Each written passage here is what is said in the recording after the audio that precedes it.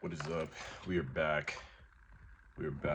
I've been busy making harnesses and working and stuff like that. But today we are going to a Dax Buffani show, which is pretty sick. Maybe I might include this in this video. I'm gonna drive the FC out to the city, and I'm gonna try to throw the front sway bar back on. I think I like the car a lot better with the front sway bar on, so that's coming back on.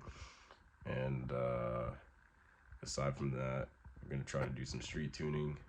I drove it a little bit last night. Drives much better. I did have to remove that air filter, and as you can see, that air filter was the coupler, that Cobra coupler was collapsing, causing me to have literally zero boost. The moment I took it off, the car just ripped. So we're gonna try to maybe drive it on the highway, use the fuel mixture map feature on the link to dial in the VE and the fueling to get that correct, and I'll walk you guys through that whole process. So yeah. Alright, so I got the front sway bar, the end links and everything. I had this stored away. Luckily I didn't lose anything, so I'm just gonna throw it right back in the car. Also, keep the fact that I have a front plate again. But yeah, keep the drip.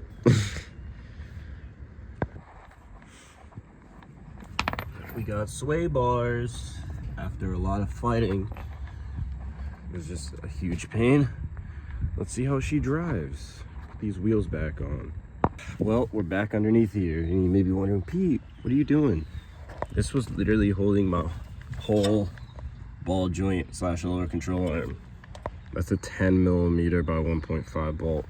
Way too small, so putting in some M12s, which should not kill me.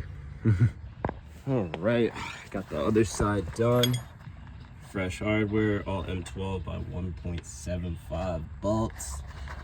Let's see if this front end stops walking. And low-key, this stuff was so unsafe, like really unsafe.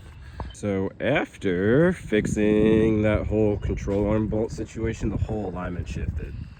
So I had to do like a little eyeball alignment. It's a little towed in on this side, and on this side it's just a tad bit towed in. It's like 1/8 of toe in from the factory. Try to match that. It's gonna have to get aligned again. But I'm gonna go eat real quick and take this out for a drive.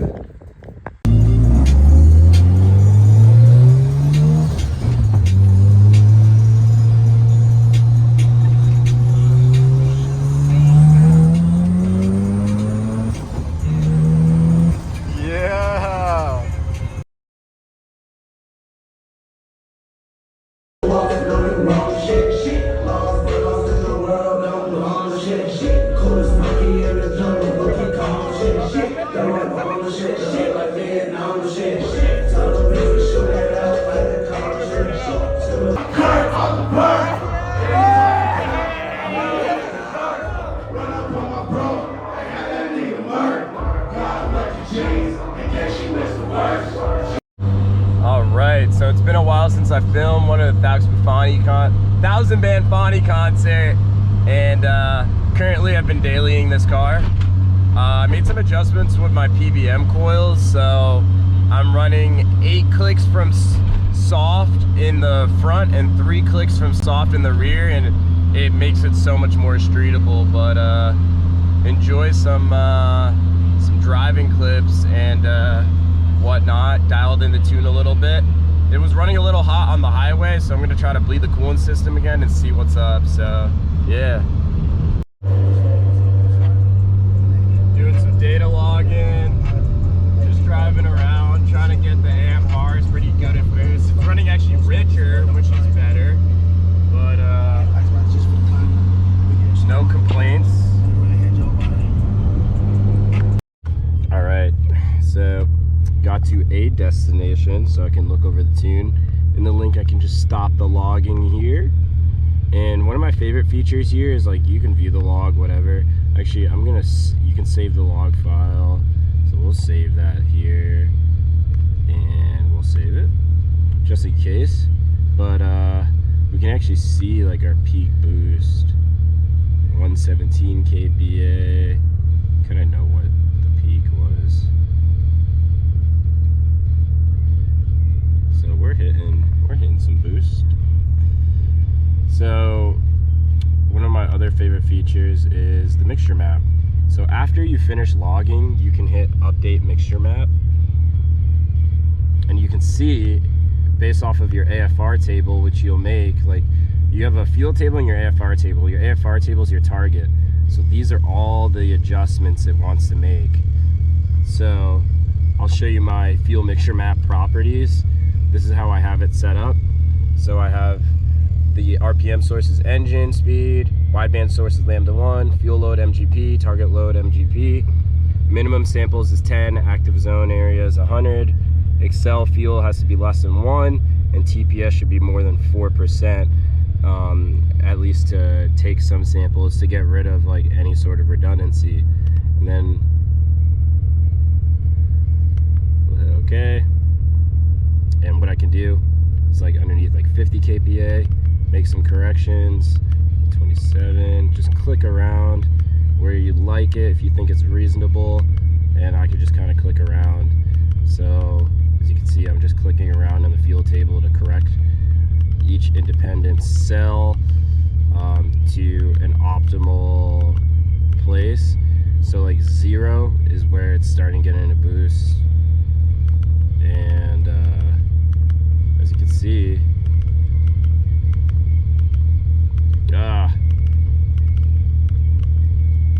I'm just correcting these cells, and I'll just keep doing that, and I'll hit Control S to save to the ECU and then store the file. All right, just finished driving. As you can see, these were the cells we touched with the fuel mixture map. Also, if you hit the U button on your keyboard, it changes the values. Now, whenever you're tuning, especially on a booster car, NA or boosted, but primarily boosted, you want to make sure that you're tuning your fuel table in MGP, not map, to account for baro and things like that and elevation. This is the most efficient way to really do it. But as you can see over here, let's see if I can find our peak boost. Like for example, here at 6.4 PSI, we're at 10.72 AFR, and we just taper down, and I'll just move up, so 7.2 PSI is where we peak at 4,200 RPM, 10.89 AFR, with 93 PSI of oil pressure, which is great. Oil pressure is looking good, and it looks like this turbo really just loves to just ramp up and just boost, bro. And that's with 16 degrees of timing, 16.6 degrees. So 16 degrees of timing at 7 PSI. Pretty wild.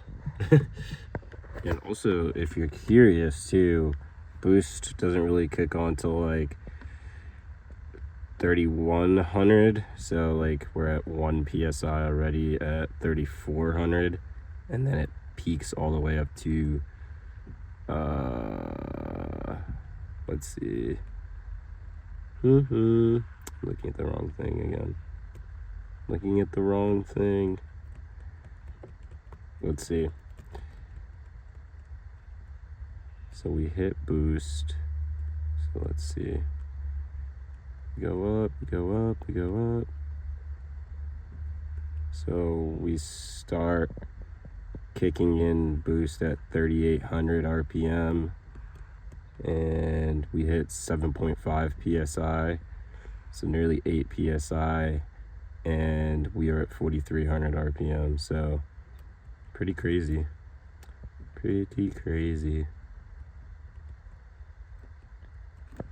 Hey, Des, the last video that he posted like a couple days ago, I commented on it. You better grab it. Boom. I self-aligned the car, bled the coolant system, and drove it on the highway. 80 miles per hour, not a single shake. Dude, it drove nicer than my GTI. Like, and this is... What's up, dude? Matt. We have a class together, and he has this RX7. It's a stock port, right? No, yeah, it's like a light street port. Yeah, but we met in class, and I was like, yo, I'm into cars. And I like RX7s. He was like, yeah, I rebuilt this thing. And I was like, dude, no way. A rotary friend in my school, at my school.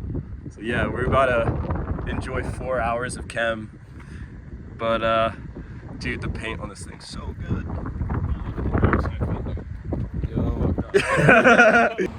Alright, I don't even know where this video is because the video was supposed to be like me making the car run, my car. I drove my car here.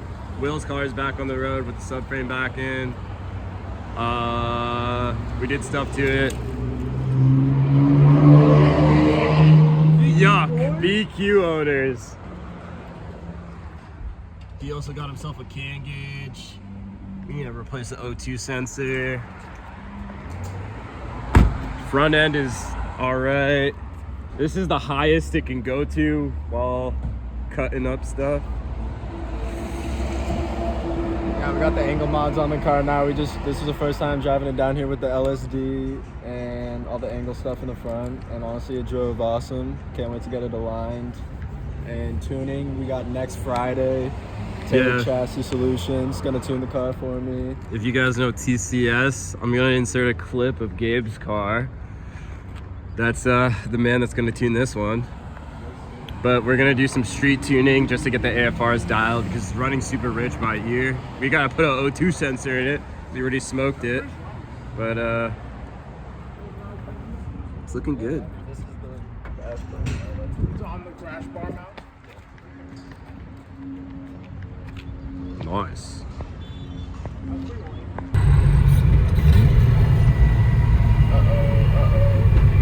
Trust me, I had to drive on this, so you will too.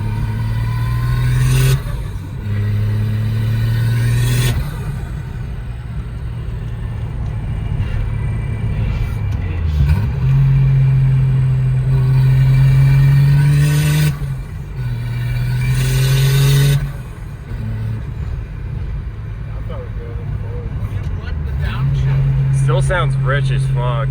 I can just hear it by ear, which is better because like with the wideband not working, it's better off rich. Downshift earlier, the wideband popped on for a second. Really? It turned off, yeah. Ooh, you hear that? Yeah.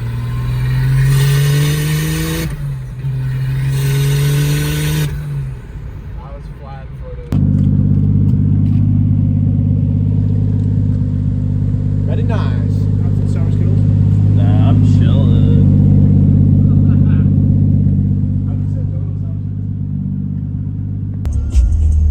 Tryna get on my picture, but I'm stuck with an ugly bitch.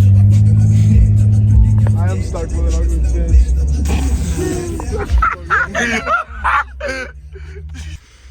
Got super busy, had to work, and unfortunately Ryan and I couldn't tune it, so I'm gonna have to wait till next week. But while I was doing that, I actually decided to remake my seat brackets, mount it low, so I'm using stock sliders. These Amazon Johns, which sit pretty low, and I made like a piece of metal here. It's pretty ghetto, but just to raise it, and I'll show you the other side if I can. But I have it like flipped on the other side. These are on stock seat rails, and I have sliders here, so now it sits pretty low, which I'm pretty hyped about. Give you a full look, but no complaints so far. Definitely gonna try with a helmet and see how that fits. Alright, so this is me with a pretty bigger size helmet. I have a smaller one, and as you can see, we got clearance. That's how much clearance we have. But it doesn't hit at all. Pretty hyped about that. And best part is, with the seat mounted, the door and the seat don't hit. So it looks like this was a success. What is up, people of the internet? Today we are going to be remote tuning my car with Ryan Heinrich, which is pretty sick. A couple things you'll need: a laptop, a phone that has pretty good cell service and hotspot availability. How do I know that? Because some people's phone plans don't have that. Preferably AirPods if your car is super loud. Legally, you shouldn't be wearing two, so at least have one in the ear so you can at least hear the stuff he wants you to do and all of that. And I'll show you what I have packaged in the car right now.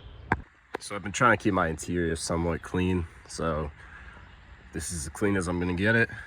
Got a coolant bleed funnel, some coolant if I gotta put coolant in there, some 1/2-inch sockets, and this is a 19 mil, and then a torque wrench. Got my jack, got my impacts and whatnot, and then also my wrenches are in here, and the spare tire well. Have a spare tire, recommend having one. And then I got my bag with like all my other tools. Essentially everything that I just said here is everything I used to build this car, believe it or not. I don't have the toolbox or anything like that. That's essentially all the stuff that I've used to build this car throughout the past 3 years. It either lives in this tool bag, you know, you got like a bunch of these tools here, and then I pretty much trying to keep the interior clean. So 3/8 kit, 1/4 inch zip ties,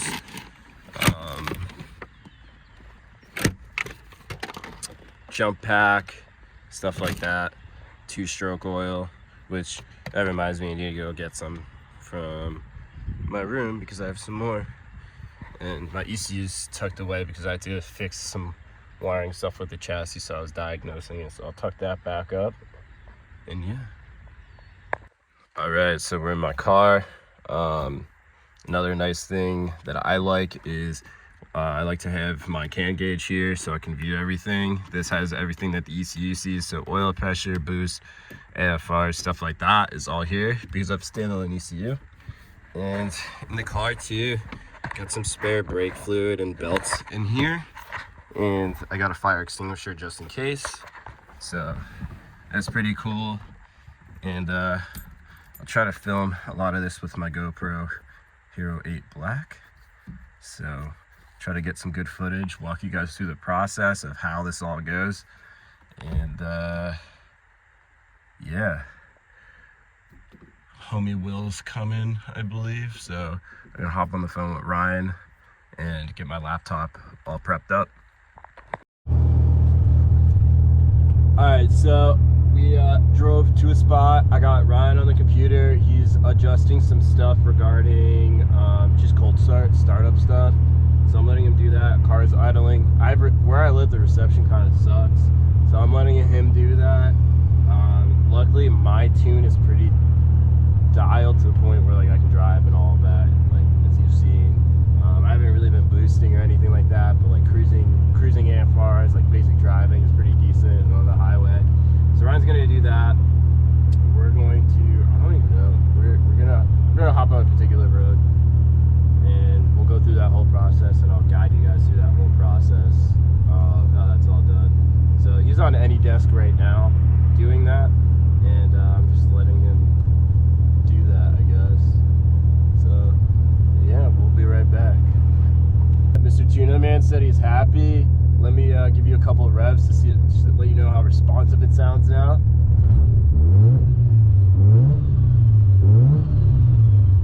It's pretty responsive. I like that. So we're gonna go out for a cruise, and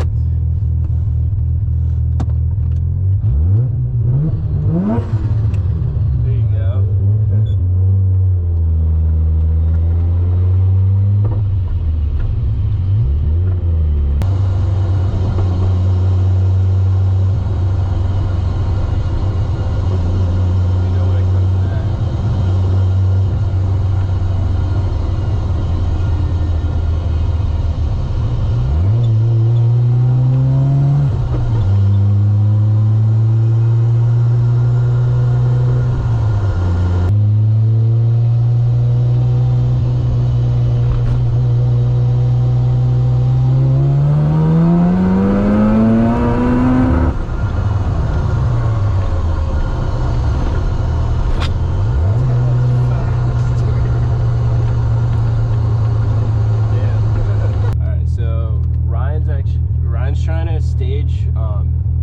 It's known as injector staging, if you know about rotaries, primaries, and secondaries. So you have your secondaries, injectors. So right now, like the ratio, it's prioritizing the primaries a lot more opposed to using the secondaries up top. So we're getting a pretty gnarly breakup in terms of fueling. So I'm trying, and the thing about the secondaries is it helps with the transient. So as you're going in a boost, in a power, those secondary injectors kick on to really kind of give that burst so the car can. So on that note, we are going to do another pull in Mexico and see how it responds with some adjustments regarding primary and secondary scaling.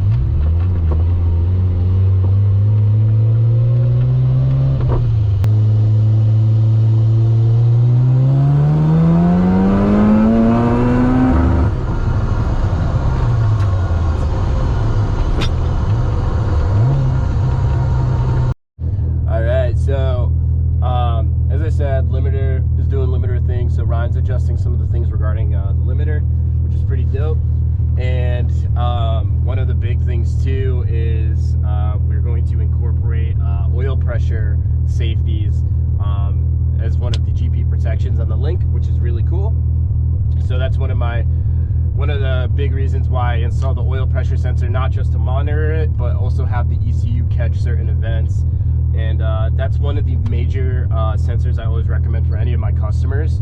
At least run an oil pressure sensor. You know, like it's cool to run your coolant temp, your intake temp, but regarding safeties, like you know, Lambda safeties can only save you so much depending on what you're doing, or AFR safeties. Oil pressure will do a lot for a lot of people, because that's why if you order a front cover O-ring from Atkins Rotary, and by the way, rumors has it they get it from a dishwasher supplier, yeah, you might lose oil pressure. So make sure that you're ordering your front cover O-rings from Mazdatrix or a reliable source, or from a dealer. And aside from that, get the right sensors. Pull number 4-ish.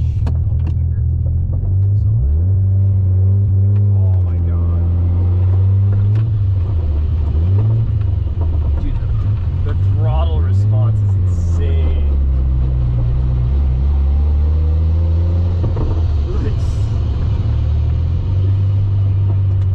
Yeah, the throttle response is super responsive.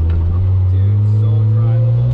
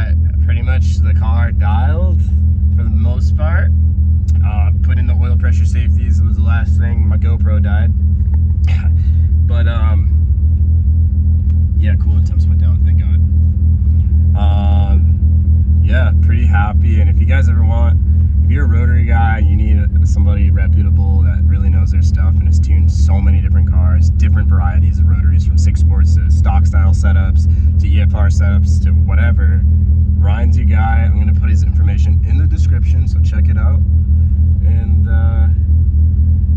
yeah, I'm going to go home, pee, sleep, be sad, and yeah. Peace. See this motherfucker Peter right here, bro? This is my fucking FC brother for life, bro. He's the fucking GOAT, bro. He's the GOAT. You need water. I need tequila. Huh? You need water. I need tequila. You're too far along.